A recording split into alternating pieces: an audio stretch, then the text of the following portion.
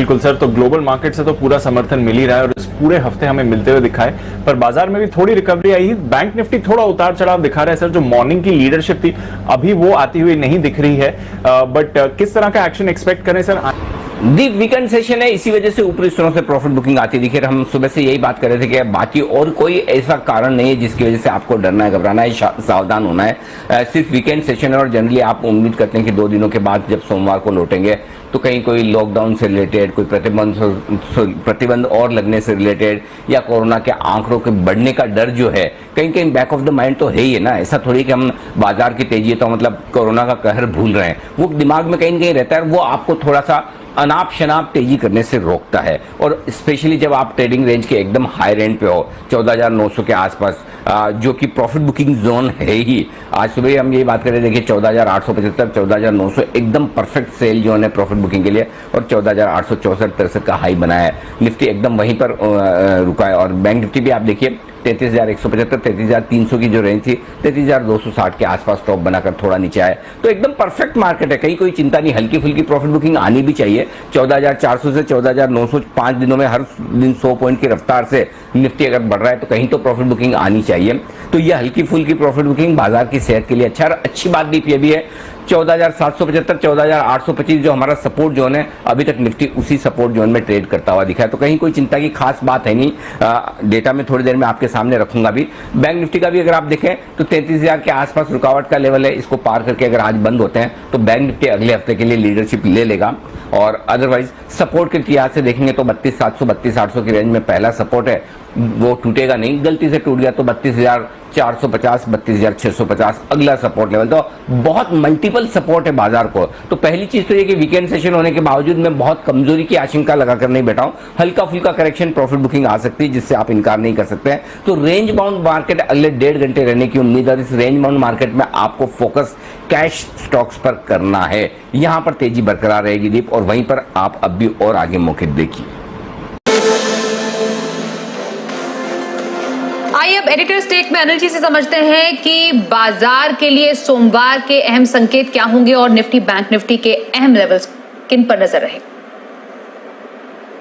जहां तक सोमवार के बाजारों का सवाल है, 2-3 फैक्टर बड़े अहम होंगे। पहले बाहर वाले फैक्टर्स की बात करें। अमेरिकी बाजार डाउ फ्यूचर्स पर 60 अंक मजबूत थे हमारे बाजारों के बंद होने के वक्त। तो देखते हैं अमेरिका में कैसा कारोबार होता है, डाउ फ्यूचर्स क्या कमाल करते हैं सोमवार सुबह।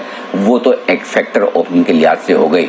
इसके अलावा देखते हैं आज फिर से क्या कैश मार्केट में और वायदा कारोबार में एफआईज की तरफ से कुछ और शॉर्ट कवरिंग, कुछ और खरीदारी के आंकड़े आते हैं क्या, वो बाजार का मूड माहौल सेट करेगा। अगर एफआईज की तरफ से फिर से बढ़िया खरीदारी आई तो आप 15,000 की तरफ बढ़ने की कोशिश करेंगे।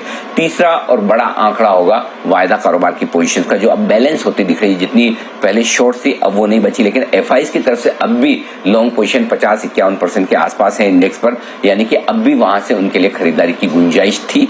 आज कितनी हुई ये देखना होगा। आखिरी और सबसे बड़ा ट्रिगर जो होगा, जो सोमवार सुबह आपका मूड माहौल चेक करेगा, वही कि कोरोना के आंकड़े कितने बढ़कर आते हैं। लगातार 2 दिनों से 4 लाख से ज्यादा के आंकड़े हैं, और इन आंकड़ों को देखकर अगर सरकार की तरफ से कोई प्रतिबंध बढ़ाने को लेकर किसी तरह का कोई एक्शन होता है तो उन एक्शन पर नजर रहेगी, और वो बाजार का सेंटिमेंट सोमवार सुबह डिसाइड करेगा। तो ये सारे ट्रिगर्स हैं जिनके बीच में आपको एक्शन देखना है। छोटी रेंज पहले बता दूं, अगर कोई बड़ा डेवलपमेंट ना हो तो 14,725 14,775 ये सपोर्ट का काम करेगा निफ्टी पर सोमवार के दिन, और ऊपर की तरफ 14,925 14,975 वो रेंज होगी जहां प्रॉफिट बुकिंग आने की बनेगी संभावना। बैंक निफ्टी का जहां तक सवाल है 32,450 32,550 ये सपोर्ट रेंज है सोमवार के लिए, और ऊपरी स्तर पर 33,300 से लेकर 33,500 की रेंज है जहां पर ऊपरी स्तर पर प्रॉफिट बुकिंग आने की संभावना बनेगी। तो इन लेवल्स पर आपको करना है फोकस रखना है कमोडिटी स्टॉक्स पर, चाहे वो सॉफ्ट कमोडिटी हो